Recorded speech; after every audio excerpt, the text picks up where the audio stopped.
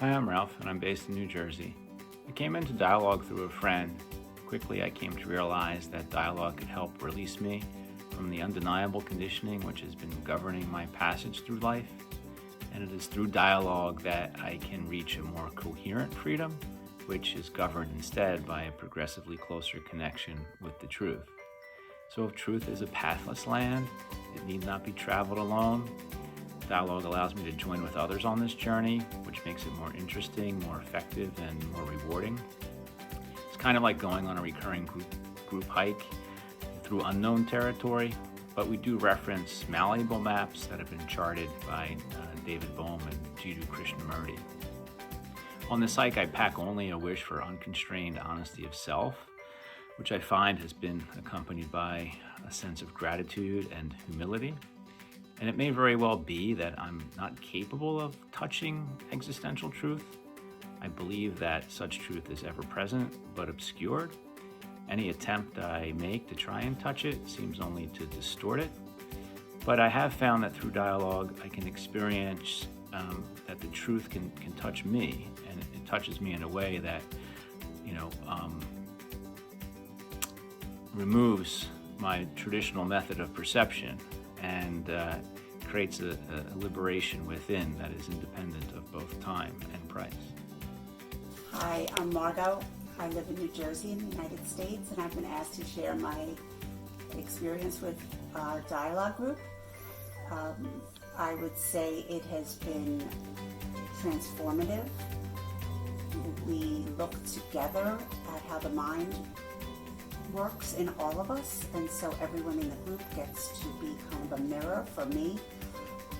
I've learned a lot about communication, about the blocks to communication, how to listen better. We ask a lot of questions. We don't always find the answers, but we learn to ask good questions to try to understand ourselves and the human mind and the human experience in a more coherent way. I began by listening to the teachings of Krishnamurti and David Bohm, and it's just been really transformative. It's interesting, it can be fun, it can be disturbing at times because we see things that maybe we don't want to see, but we learn. It's a way to learn and be in a type of a fellowship that is not personal, but we come to care about each other, and we learn from each other. And I've learned about the possibility of becoming free from a lot of the chaos and the pain and the suffering that thought can cause. That's all. Sitting together in dialogue with everyone is very meaningful to me. We talk about things and come away with a new perspective. One of the things I really like is I'm usually provoked into looking at things the way Krishnamurti and Bohm are discussing them. And oftentimes it's a real challenge. I enjoy the challenges. I enjoy the company. I enjoy talking to people locally and internationally. And I definitely am altered as a result of our discussions. So that's why I really enjoy meeting everyone and talking about the concepts that we do talk about. A short video on what I perceive to be the benefits of dialogue. First, excuse the sunglasses. I had an eye operation, and it's more comfortable to wear the sunglasses at this time. The benefits of dialogue to me are that I get to meet with like-minded people, and we dialogue and discuss the meaning of many things, and we find that we can come to a consensus many times about something that was confusing. I think that if I wasn't in dialogue and I was trying to read David Bohm or Krishnamurti, I could read them, but I wouldn't really know if I was on the right track. I find that being in dialogue with a group of other people as we discuss the readings of David Bohm or Krishnamurti, that I'm pretty sure that it's just not what I'm reading is not being filtered through my ego. That we're discussing with many minds and many people who are interested in seeing this without the benefit of their egos. So I think that's why being in dialogue is more beneficial than trying to do this on my own. So that's it. It's the best I can do, which is all I can do. Thank you. Hi, I'm April Hayes, and I love dialogue for so many reasons and find it to be one of the hardest things for so many reasons. One thing I love and find hard is sitting with these emotions that come up. In debate, we're just used to debating, and if something comes up, you just respond because you already have this belief and you stick with it. In dialogue, it's holding back, just waiting a minute, noticing why is my chest tight? Why am I like antsy all of a sudden? Sitting with that, noticing it, diving into it, checking it, and essentially checking all your beliefs and getting used to doing that not only in a dialogue group, but throughout your whole life all the time. And the power of that when you can sit with that internal monologue and those internal body sensations and then respond in a thoughtful way. And another thing, or the reason I kind of believe in dialogue, speaking of beliefs, but continue to be a part of the dialogue process is I think it's about seeing each other and coming together as a community.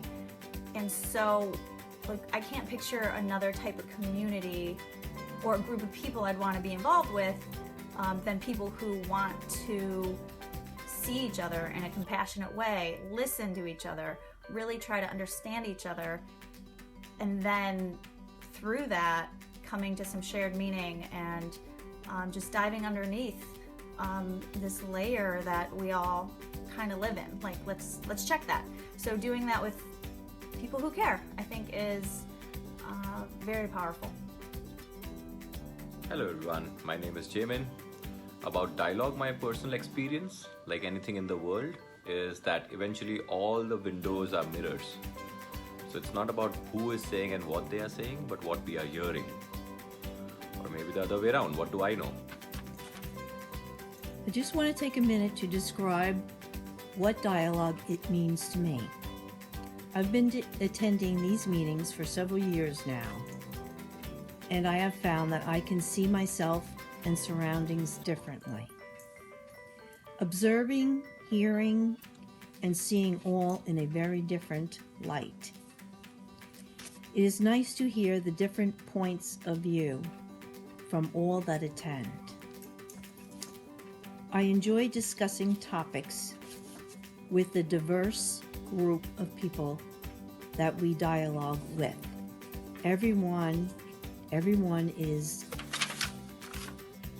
point of view is interesting, and I always leave having gained new knowledge.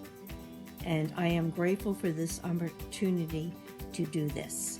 Thank you very much. Hi, I'm Garrett Samuelson. I live in Waterbury, Vermont, and I just love dialogue. I've come to see that it's not so much of the content of a dialogue, but what you learn in the process. Listening, compassion, non-judgment, looking to understand, checking in with your own thoughts. And in the process, what can happen is change. It's not a forcing of change, but a change that happens on its own. And the insights that take place that aren't about a should or have to, they ignite because of the depth of understanding that takes place and the shared communal meaning that at times will explode forth out of a dialogue. It's an extraordinary process of a group of people coming together to really look underneath their beliefs, assumptions, and opinions, to look for, not even to look for anything, but in the process, discovering a shared meaning and truth. And it's just a beautiful process, and I recommend it to anybody. And so that's about it, and so thank you. Hi, my name is Jimena, and for me dialogue, it's an open window through communication and observation, where members of different parts of the world share their points of views, and anybody can presume that they are right. That's where personalities, idiosyncrasies, worldviews, emotions, etc. are conjugated in a nourished way. Through rhetoric, each one shares their reasons and arguments, and it takes to a more clear thought, or it brings us more doubts. The thing is that we don't have to get a point or get somewhere. Just being there and share points of views in a creative, stimulating, and fun way. And I find very nice. Hello, I'm Caesar. Dialogue about the teachings of Krishnamurti and Dr. Bohm, having a fresh and new understanding of ourselves, and showed us how disconnected we usually are from what is, versus what we think it is, and our inability to stay in the present time.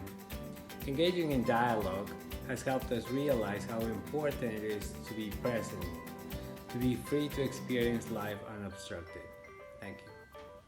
Dialogue. I think I was tricked in this whole dialogue thing, and eventually I realized it is a very beautiful thing. But it is also scary at times, because you put yourself into a situation where you ask some most difficult questions about yourself to self. So it's like you get into this loop, and after getting into this loop, you realize that you have to get out of the loop. So it's kind of an awareness. It is an awareness that you are in the loop, and what you have to do is either stop repeating the same sequence of actions, or actually at this point of time it's really difficult for me to say what dialogue is exactly all about, and what is the most ideal frame of dialoguing in a group or with yourself. But yes, so it's the best way to find about dialogue is to be in dialogue, not otherwise, and nobody can tell you what dialogue is. So yes, but I am sure there is something very beautiful about it, and if you can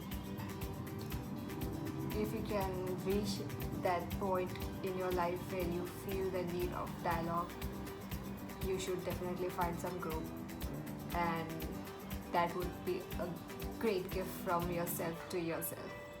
Hi, my name is John. I live in the United States, in New Jersey, and I'm going to talk a little bit about what dialogue has been for me. I'd like to first start off by saying that if you think, and I did at first, that dialogue was about communicating and improving the way I communicated, well, that wasn't really quite the case. Dialogue was more about seeing what got in the way of my communications. Why did I get into arguments? Why were there conflicts? Why were there disagreements or misunderstandings? And why were there times when people agreed? Because I wasn't really communicating. what I was doing was exchanging information that I had in my mind, ideas, thoughts, emotions, experiences, opinions, and I thought that that was communicating. What I didn't realize is that those were the blocks to communication. So dialogue is a way of asking questions, inquiring into how the mind operates, how thought operates, and realizing that the very thing that I was using to communicate, which was thoughting or thinking, was the ultimate obstacle.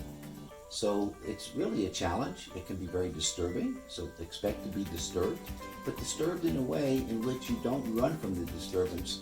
You look at the disturbance and you see that that disturbance can be a wonderful opportunity to learn about oneself. So I would encourage it. I think it really has tremendous potential. And we've only just begun to see what that potential